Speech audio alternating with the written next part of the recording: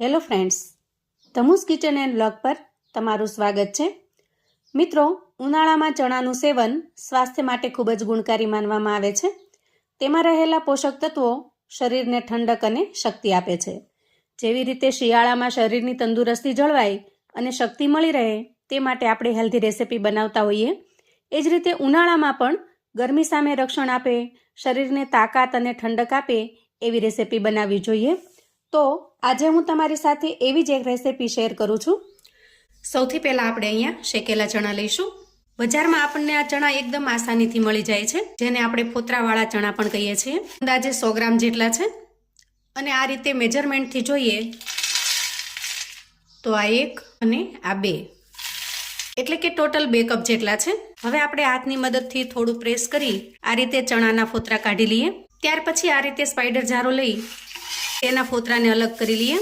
મિત્રો, ચણામાં ભરપૂર માત્રામાં ફાઈબર હોય છે, જે પાચન શક્તિને મજબૂત બનાવે છે અને ગેસ કબજિયાતમાં રાહત પણ આપે છે. વળી આયરનનો ખૂબ સારો સ્ત્રોત છે, જે શરીરમાં લોહીની ઉણપ એટલે કે એનિમિયા દૂર કરવામાં ખૂબ મદદરૂપ થાય છે. વળી ચણામાં રહેલા પોષક તત્વો ઉનાળામાં શરીરને ઠંડક આપે છે અને શક્તિ પણ આપે છે. જુઓ, અહીંયા મોટાભાગના ફોતરા દૂર થઈ ગયા છે. તો આ રીતે ચાળીને તૈયાર કર્યા પછી એમાં કોઈ દાણો જો કઠણ હોય, જે શેકાયા ન હોય, હજી કાચા હોય, આવા એને આપણે દૂર કરી લઈશું. ચણાને સાફ કરતા જો થોડા ઘણા ફોતરા એના અંદર રહી જાય તો કશો વાંધો નહીં, એનાથી રેસિપીમાં કોઈ ફેર નહીં પડે. ત્યાર પછી એક મિક્સર જાર લઈશું અને ચણાને એમાં ટ્રાન્સફર કરીશું અને ઢાંકણ ઢાંકી ક્રશ કરી લઈશું અને આ રીતે પાવડર ફોર્મમાં બનાવી લઈશું. પાવડરનું ટેક્સચર થોડું કરકરું રહેશે. ત્યારબાદ આપણે ગેસ ઓન કરીશું અને ગેસ ઉપર એક પેન મૂકીશું. ત્યાર પછી પેનમાં 2 ચમચી જેટલું ચોખ્ખું ઘી લેશું. હવે ઘી થોડું ગરમ થાય એટલે 8 થી 10 નંગ જેટલી બદામ લીધી છે એને ઉમેરી દઈએ અને 8 થી 10 નંગ જેટલા કાજુ લીધા છે. અહીંયા મેં આખા કાજુ લીધા છે, તમે કટકા કાજુ પણ લઈ શકો છો. એને ઉમેરી દઈએ અને બંને વસ્તુને સરસ રીતે સાંતળી લઈએ. ગેસની ફ્લેમને અત્યારે આપણે એકદમ ધીમી રાખીશું, જેથી કાજુ અને બદામ વધારે પડતા શેકાઈ ન જાય, કાળા ન પડી જાય. વધારે પડતી સાંતળી લેવાથી એનો ટેસ્ટ પણ ખરાબ થઈ જશે. તો જુઓ, અહીંયા કાજુ ને બદામ સરસ રીતે સતળાઈ ગયા છે. તો હવે એક પ્લેટમાં કાઢી લઈએ. હવે ત્યાર પછી જે આ ઘી વધ્યું છે એના અંદર આપણે 1 ચમચી જેટલું ઘી વધારે ઉમેરીશું અને જે કપના માપથી 2 કપ જેટલા ચણા લીધા છે એ જ કપ ભરી અને આપણે અહીંયા સૂજી લેવાની છે. તમે અહીંયા સૂજી કે રવો કોઈ પણ ઉપયોગમાં લઈ શકો છો. સૂજી એટલે કે થોડો જાડો દાણો આવે છે અને રવો એકદમ ઝીણો દાણો હોય છે, પણ તમારી પાસે ઘરમાં જે અવેલેબલ હોય એ તમારે લેવાની. અહીંયા તમે રવો કે સૂજી કોઈ પણ લ્યો, એને આપણે વધારે પડતી શેકવાની નથી કે એનો કલર પણ ચેન્જ કરવાનો નથી. માત્ર એનું કાચાપણું દૂર થઈ જાય અને એનો એક એક દાણો સરસ રીતે શેકાઈ જાય એ રીતે શેકી લેવાની છે. આ રીતે શેકાતા અંદાજે 2 જ મિનિટનો સમય લાગશે, બહુ વધારે સમય પણ નહીં લાગે. અને સૂજી કે રવો શેકાયો એ તમને એના પરથી ખ્યાલ આવશે. આ રીતે સ્પેચ્યુલામાં કે ચમચાની અંદર થોડો રવો લેવાનો અને પછી ચેક કરવાનું. જુઓ, એનો એક એક દાણો સફેદ થઈ ગયો છે, થોડો થોડો ફૂલી ગયો છે.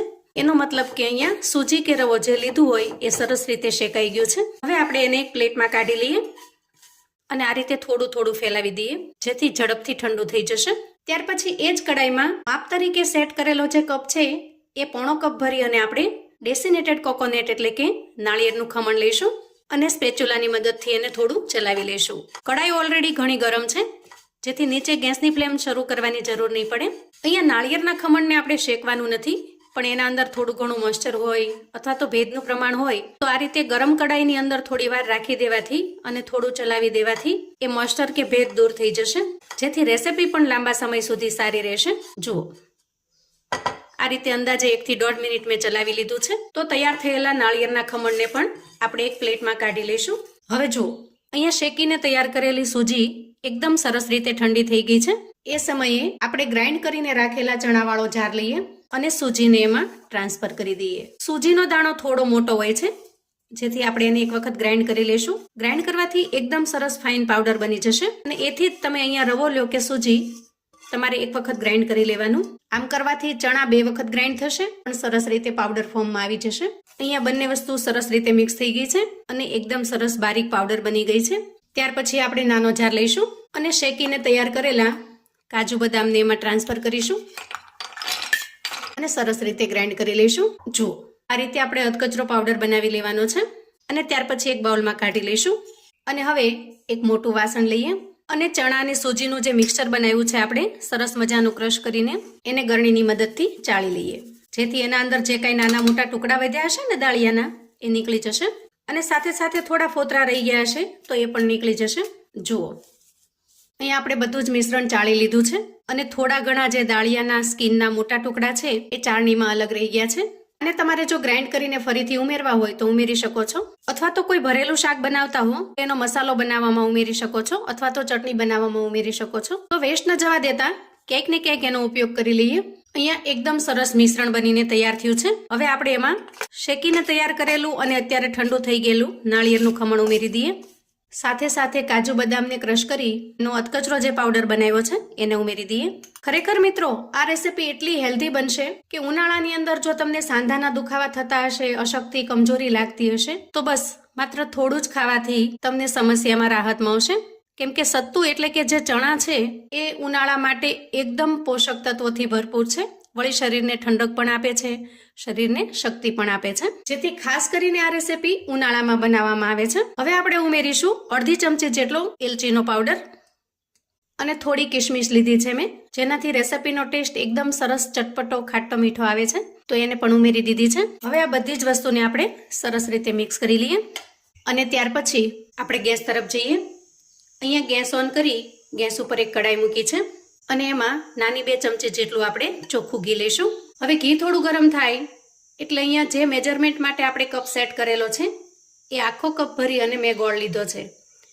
ગોળને આપણે ઘીમાં ઉમેરી દઈએ અને સરસ રીતે મિક્સ કરી લઈએ. જો તમે વધારે ગળ્યું ખાતા હો, થોડું વધારે મીઠું પસંદ કરતા હો તો અહીંયા તમારે આખો ફૂલ કપ ભરી અને ગોળ લેવાનો છે. વળી તમે ગોળની જગ્યાએ સાકરને ક્રશ કરીને અથવા તો ખાંડને લઈ શકો છો. તો તમારે 1 કપ જેટલી ખાંડ લઈ અને અડધા કપ પાણીની અંદર એનો સરસ મજાની ચાસણી જેવું બનાવી લેવાનું. હા, એમાં તારવાળી ચાસણી નહીં બને, પણ મિશ્રણ થોડું ચીપચીપું થઈ જાય, થોડું ઘાટું થઈ જાય ત્યાં સુધી એને થવા દેવાનું. હવે જુઓ, અહીંયા ગોળની અંદર થોડા બબલ્સ આવવા માંડે એ સમયે ગેસની ફ્લેમને આપણે બંધ કરીશું. કેમ કે અહીંયા ગોળની આપણે પાઈ બનાવવાની નથી કે નથી વધારે પડતો શેકવાનો. માત્ર થોડા બબલ્સ થઈ જાય એટલે ગોળ સરસ રીતે પાકી જાય છે, એનું કાચાપણું દૂર થઈ જાય છે અને બસ આપણે એટલો જ એને તૈયાર કરવાનો છે. હવે આ રીતે તૈયાર થઈ જાય ત્યાર પછી ગોળને આપણે તૈયાર કરેલા મિશ્રણમાં ઉમેરી દઈશું અને સ્પેચ્યુલાની મદદથી સરસ રીતે મિક્સ કરી લઈએ. અહીંયા ગોળ હજી ખૂબ જ ગરમ છે, જેથી આપણે હાથથી મિક્સ નહીં કરી શકીએ. આ રીતે ચમચો, તાવેથો અથવા તો સ્પેચ્યુલાની મદદથી મિક્સ કરી લેવાનું અને ગોળ ગરમ હોય ત્યાં જ મિક્સ કરી લેવાનું. કેમ કે ગોળ ઠંડો થઈ જશે તો મિક્સ કરવામાં મુશ્કેલી આવશે. થોડું મિક્સ થઈ જાય અને આપણે એને હાથ લગાવી શકીએ એવું ઠંડુ થઈ જાય ત્યાર પછી આપણે હાથથી મિક્સ કરી લઈએ. અહીંયા મિક્સ કરતી વખતે જો તમને મિશ્રણ થોડું કોરું લાગે તો તમારે 1 થી 2 ચમચી જેટલું ઘી ગરમ કરીને ઉમેરી દેવાનું અને ત્યાર પછી આ રીતે ચેક કરી લેવાનું. જો આ રીતે એકદમ સરસ બાઇન્ડિંગ આવી જતું હોય તો તમારે ઘી ઉમેરવાની જરૂર નહીં પડે. પણ જો થોડું કોરું અને સૂકું લાગે તો તમારે 1 થી 2 ચમચી જેટલું ઘી ગરમ કરીને ઉમેરી દેવાનું. તો અહીંયા હું આ રેસીપીમાંથી સરસ મજાના લાડુ વાળી લઉં છું, જે બહુ મોટા પણ નહીં અને સાવ નાના પણ નહીં, એ રીતે મીડિયમ સાઇઝમાં બનાવું છું. તમે નાના મોટા કોઈ પણ સાઇઝમાં તૈયાર કરી શકો છો. અને જ્યાં સુધીમાં મિશ્રણ ગરમ હોય ને ત્યાં સુધીમાં જ આપણે આ લાડુ વાળી લેવાના છે, જેથી બાઇન્ડિંગ ખૂબ સરસ આવી જશે. ખાસ કરીને ઉનાળાની અંદર જો તમને શરીરમાં ગરમી દેખાતી હોય, અશક્તિ દેખાતી હોય તો બસ રોજ સવારે 1 લાડુ ખાઈ લેવાનો. ઓછા ઘીમાં એકદમ હેલ્ધી બને છે. તો ઉનાળામાં એક વખત તમે પણ ચોક્કસથી બનાવો અને મને ફીડબેક શેર કરજો. અહીંયા હું તમને લાડુનું ટેક્સચર બતાવું. જુઓ, મોઢામાં મૂકતા જ પીગળી જાય એટલા સરસ સોફ્ટ બને છે. ઘરમાં નાના બાળકોથી લઈ વડીલો બધાને ખૂબ જ પસંદ આવે એવા ટેસ્ટી અને સોફ્ટ બને છે. તો મિત્રો, ઉનાળામાં ઠંડક માટે અને કમજોરી માટે દવા ખાવા કરતાં આ રીતે ચણાના લાડુ બનાવીને ટ્રાય કરજો. ખરેખર હેલ્થ માટે ખૂબ જ ઉપયોગી થશે. તો આવું અવનવું જાણવા માટે અને મને સપોર્ટ કરવા માટે ચેનલ પર જો તમે નવા છો તો પ્લીઝ ચેનલને સબસ્ક્રાઈબ કરજો. વિડીયો ગમે તો લાઈક અને શેર કરજો. તમારા સગા સંબંધી મિત્રોને પણ આપણી આજની એકદમ ટેસ્ટી એવા ચણાના લાડુની રેસીપી ચોક્કસથી મોકલી આપજો, જેથી એ લોકો પણ બનાવીને તૈયાર કરી શકે, એન્જોય કરી શકે અને એના પરિવારને પીરસી શકે. કોમેન્ટમાં મને ચોક્કસથી જણાવજો મિત્રો કે આજની આ યુનિક અને અલગ રેસીપી તમને કેવી લાગી છે. ફરી મળીશું એક નવી રેસીપી સાથે. ત્યાં સુધી આવજો મિત્રો.